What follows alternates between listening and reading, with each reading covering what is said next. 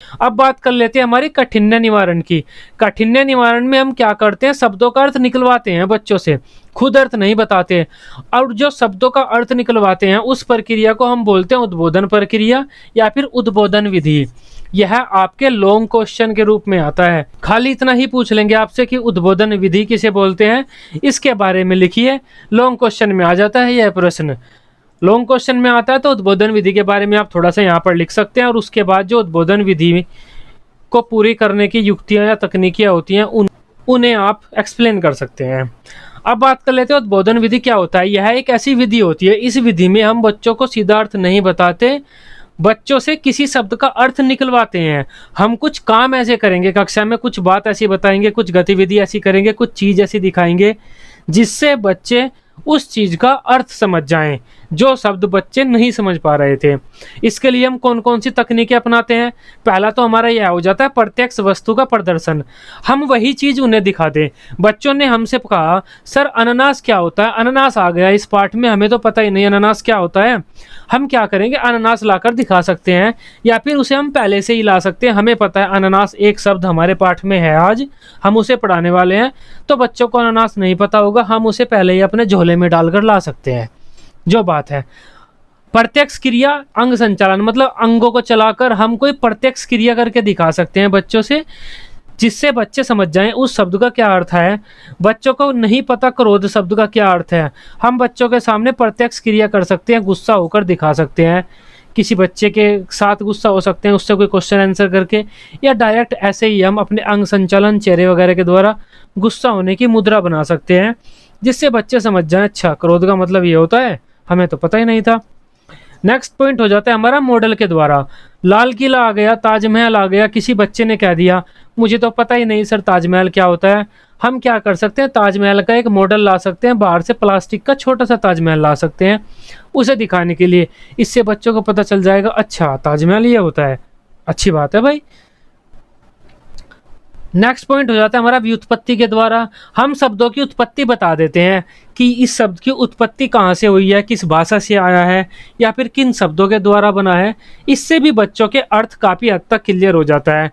जैसे मान लेते हैं हमें शिक्षा शब्द का अर्थ बताना है, बच्चों को शिक्षा शब्द का अर्थ नहीं पता, तो हम बताएंगे बच्चों यह शिक्ष धातु से बना है।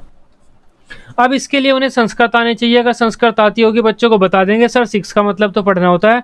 अच्छा तो शिक्षा का मतलब हो जाता है कुछ पढ़ने संबंधी क्रिया हो जाती है शिक्षा।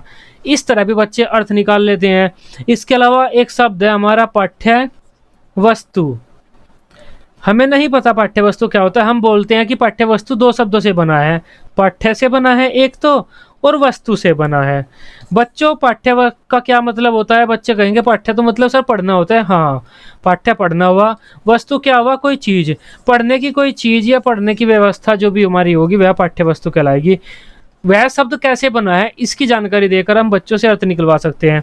संधि विच्छेद कर सकते हैं हम, सीधा सीधा सा किसी भी चीज़ का संधि विच्छेद कर सकते हैं। जैसे देवालय है, बच्चों को नहीं पता देवालय का अर्थ क्या होता है, देव प्लस आल्य। बच्चों देव का अर्थ क्या होता है, देव तो सर भगवान को बोलते हैं ना, हाँ भगवान। आल्य किसे बोलते हैं, आल्य तो जी घर को बोलते हैं, ठीक है। देवालय मतलब भगवान का घर या फिर देवों का घर। इस तरीके से जो आंसर है वह बच्चे ही निकालते हैं, आप नहीं निकालते। समास विग्रह कर सकते हैं, जो समासिक पद आया है उसका समास विग्रह कर सकते हैं। जैसे लंबोदर, सर लंबोदर किसे बोलते हैं, लंबोदर का आप समास विग्रह कर सकते हैं। लंबा है जिसका उदर, मतलब जिसका पेट बाहर हो, तो बच्चे खुद सोचेंगे अरे सर गणेश भगवान का पेट बाहर है। हाँ जो भी चीज़ है उसे आप खुद सोचो, अर्थ हमें नहीं बताना, अर्थ तुम्हें खुद निकालना है। उपसर्ग प्रत्यय, किसी शब्द के उपसर्ग या प्रत्यय को अलग करके भी आप बता सकते हैं। सर असत्य किसे बोलते हैं, हमें नहीं बता, बच्चों ने यह क्वेश्चन पूछ लिया, आप कहेंगे आ हटा दो इसमें से बताओ क्या बना, सर सत्य बना। सत्य का क्या मतलब होता है, अच्छी बात, सही बात, जो हमेशा सच बोले वो सत्य कहेंगे हम। आ का मतलब होता है उल्टा, इसके बिल्कुल विपरीत।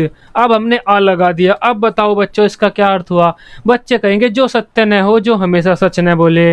अब बच्चे क्या हुआ, बच्चों को बच्चे अर्थ समझ गए इसका। तुलना कर सकते हैं हम दूसरे शब्दों से, श्रेष्ठ है, श्रेष्ठ क्या होता है बच्चों ने यह पूछ लिया।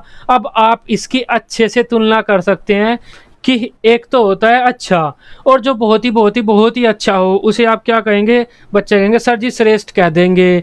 तो हमने इसकी तुलना कर ली अच्छे से। नेक्स्ट हो जाता है हमारा वाक्य में प्रयोग। अब वाक्य में प्रयोग करके बता सकते हैं सर जी रचना क्या होता है, हमने तो रचना आज तक कभी पढ़ा ही नहीं। आप क्या करेंगे, रचना का वाक्य में प्रयोग कर देंगे। मैंने अभी अभी एक पुस्तक की रचना की है, या उस लेखक ने एक कविता की रचना की है।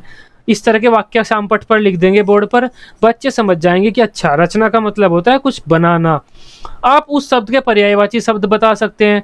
सर जी धरा किसे बोलते हैं, धरा के जो पर्यायवाची होते हैं वे होते हैं आपके धरती, भू, भूमि। अब बच्चे कहेंगे अच्छा सर जो जो हमारी पृथ्वी होती है उसे ही हम धरा बोलते हैं क्या, ठीक बात है।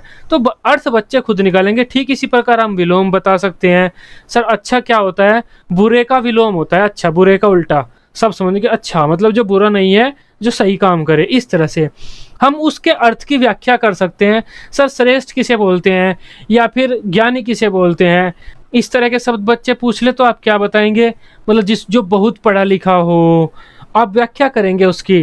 अब बाद में बच्चे क्या करेंगे, अच्छा सर जिसे बहुत ज़्यादा ज्ञान है वह ज्ञानी हुआ, हम समझ गए। अर्थ बच्चे खुद बताएंगे आपको, बस आप उन तकनीकों का प्रयोग करेंगे जिनके माध्यम से अर्थ आपका निकल जाए। यह विधि हो जाती है आपकी उद्बोधन विधि। लॉन्ग क्वेश्चन में आपका काम चल जाएगा।